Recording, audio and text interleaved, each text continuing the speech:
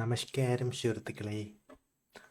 അപ്പോൾ ഇന്ന് നമ്മൾ 2 ട്രേഡ് എടുത്തേക്കുന്നത്.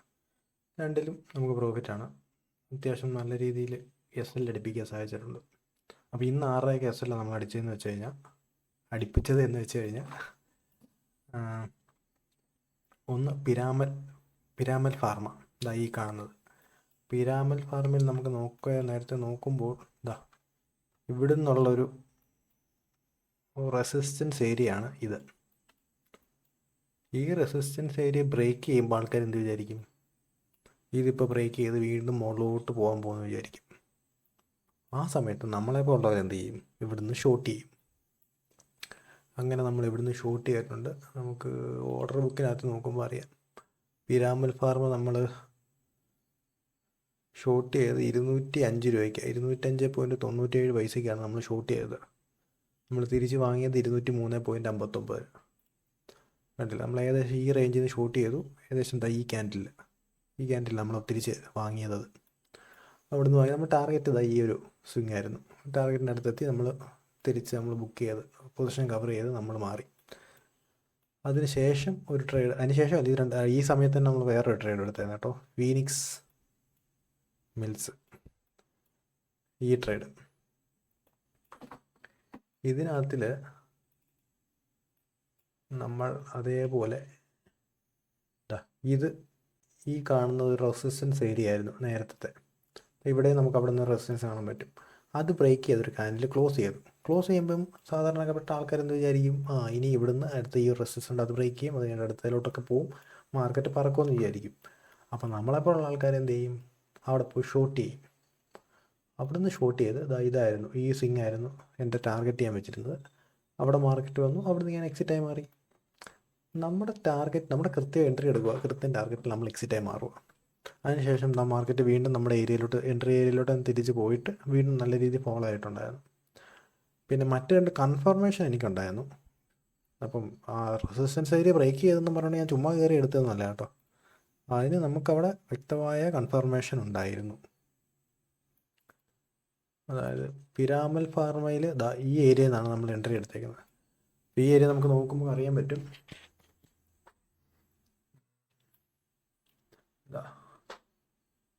ഈ ക്യാൻഡിലാണ്, ഈ ക്യാൻഡിലിൽ ഇവിടെ ഫുള്ള് ലെഫ്റ്റ് സൈഡിൽ കണ്ടോ, ലെഫ്റ്റ് സൈഡിലാണ് ഓർഡേഴ്സ് മൊത്തം വന്നേക്കുന്നത്. റൈറ്റ് സൈഡിലാകെ കുറച്ചേ ഉള്ളൂ, ഒറ്റ ഏരിയയിലേ ഉള്ളൂ. അതാണ്ടോ, ഈ ഒരൊറ്റ ഏരിയയിലേ ഉള്ളൂ.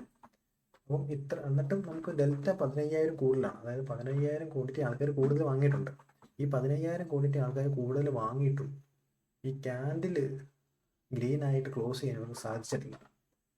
അതായത് ഒന്ന് ആലോചിച്ച് നോക്കും, അവരാൾ കൂടുതലുണ്ട്, എന്നിട്ട് അവരെ കൊണ്ട് അവർ ഉദ്ദേശിച്ച കാര്യം നടക്കുന്നില്ല. അപ്പോൾ ആ ക്യാൻഡിൽ ക്ലോസ് ആയി കഴിഞ്ഞപ്പോഴത്തേക്ക് ഞാനിവിടെ ലിമിറ്റ് ഓർഡർ എൻട്രി ഇട്ട് വെച്ചു. പക്ഷെ തിരിച്ച് ക്യാൻഡിൽ കയറിയപ്പോൾ, ഇത്രയും വലിയൊരു ക്യാൻഡിൽ കയറിയപ്പോൾ ഞാൻ ജസ്റ്റ് ഒന്ന് പേടിച്ചു.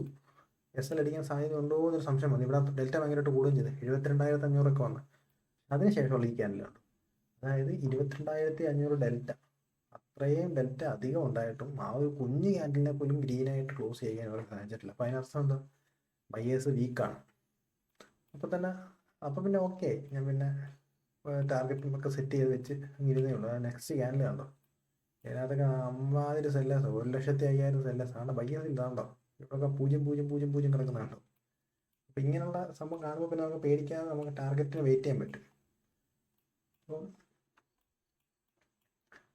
അതിൽ നമ്മുടെ ടാർഗറ്റ് നൈസാണ്. ഈ ക്യാൻഡിലത് നൈസായിട്ട് നമ്മൾ ടാർഗറ്റ് ബുക്ക് ചെയ്ത് നമ്മൾ മാറി. അത് കഴിഞ്ഞിട്ട് ഫീനിക്സിൽ എന്ന് പറയുമ്പോൾ ഫീനിക്സിൽ ഈ ഒരു ഭാഗത്ത് നിന്നുകൊണ്ടൊക്കെ നമ്മൾ, അത് കറക്റ്റ് കാണാൻ പറ്റുന്നില്ല, ഈ ഒരു ഭാഗത്ത് നമ്മൾ എൻട്രി ചെയ്തത് ഫ്യൂച്ചേഴ്സിൻ്റെ ചാർട്ടാണ് കേട്ടോ. ഫീനിക്സിൻ്റെ ഫ്യൂച്ചേഴ്സിൻ്റെ ചാർട്ടാണ്. അപ്പം ഇവിടെ നോക്കുമ്പോൾ നമുക്കറിയാം, ഇവിടെ കണ്ടോ,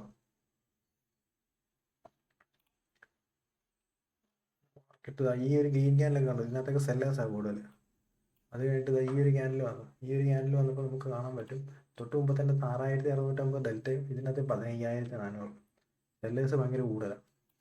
അവിടെ ഇവിടെ ഭയങ്കര ക്യാൻഡിൽ. അപ്പോൾ നമ്മളെന്താ വിചാരിക്കുന്നത്? ഈ വലിയ ക്യാൻഡിൽ കാണുമ്പോൾ നോർമൽ ആൾക്കാരെന്ത് വിചാരിക്കും? ഇവിടെ ഈ വലിയ ക്യാൻഡിൽ കാണുമ്പോൾ എന്ത് വിചാരിക്കും? ഭയങ്കര ബയേഴ്സാണെന്ന് വിചാരിക്കും. പക്ഷേ നമ്മളെപ്പോലെ ഓർഡർ ഫ്ലോ നോക്കുന്ന ആൾക്കാർക്ക് എന്ത് പറയാൻ പറ്റും, ഈ വലിയ ക്യാൻഡിലിൽ വലിയ ബയ്യേഴ്സ് ഒന്നുമില്ല. ഈ ചെറിയ ക്യാൻഡിൽ, ഈ ക്യാൻഡിൽ കണ്ടിട്ട് അപ്പോൾ ഈ ചെറിയ ക്യാൻഡിലൊക്കെ കാണുമ്പോൾ ആൾക്കാർ ഇതൊക്കെ എന്തോ റെഡ് ക്യാൻഡിൽ, ഇതൊക്കെ ഇത്രയും വലിയ ക്യാൻഡിലിന് ഔട്ട് സ്മാർട്ട് ചെയ്യാൻ പറ്റുന്ന റെഡ് ക്യാൻഡിലാണോ ഇത്, അല്ല എന്ന് വിചാരിക്കും. ഇതൊക്കെ റീടെസ്റ്റ് ആണെന്ന് പറയുന്നത്, ഇതൊക്കെ കണ്ടോ ഈ ക്യാൻഡിലൊക്കെ കാണുമ്പോൾ റീടെസ്റ്റ് ആണെന്ന് പറഞ്ഞിട്ടൊക്കെ വേണ്ട ആൾക്കാർ എടുക്കും ഈ ക്യാൻഡിലൊക്കെ കാണുമ്പോൾ.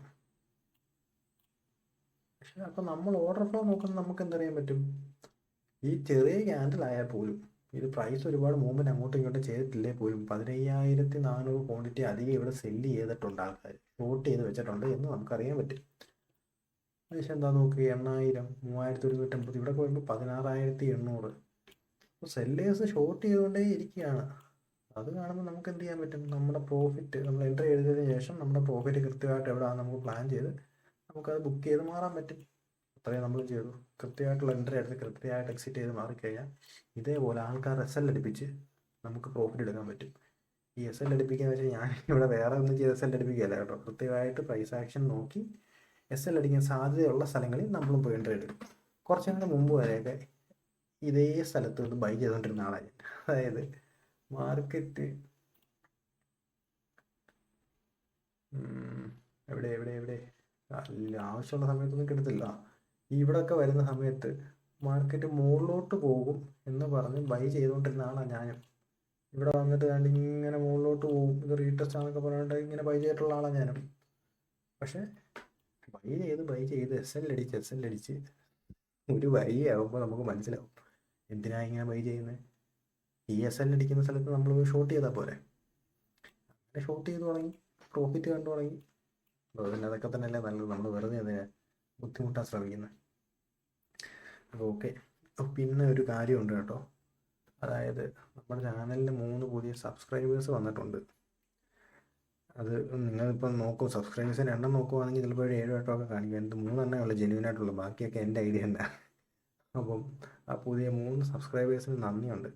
1, 2, നിങ്ങൾ ഈ ഓർഡർ ഫ്ലോ മാർക്കറ്റ് പ്രൊഫൈൽ എന്നൊക്കെ കണ്ടപ്പോൾ അതിനെപ്പറ്റി എന്തെങ്കിലും അറിയാൻ ഉള്ള ആഗ്രഹം ഉള്ളതുകൊണ്ടായിരിക്കും നിങ്ങൾ സബ്സ്ക്രൈബ് ചെയ്തത്, അല്ലാതെ ചെയ്യേണ്ട കാര്യമില്ലല്ലോ. അപ്പോൾ അങ്ങനെയുള്ള എന്തെങ്കിലും കാര്യം അറിയാൻ താല്പര്യം ഉണ്ടെങ്കിൽ, എന്താണ് സംശയം എന്തെങ്കിലുമൊക്കെ ഉണ്ടെങ്കിൽ കമൻറ്റ് ചോദിക്കുക, എനിക്കറിയാവുന്ന കാര്യങ്ങൾ ഞാൻ പറഞ്ഞു തരാം.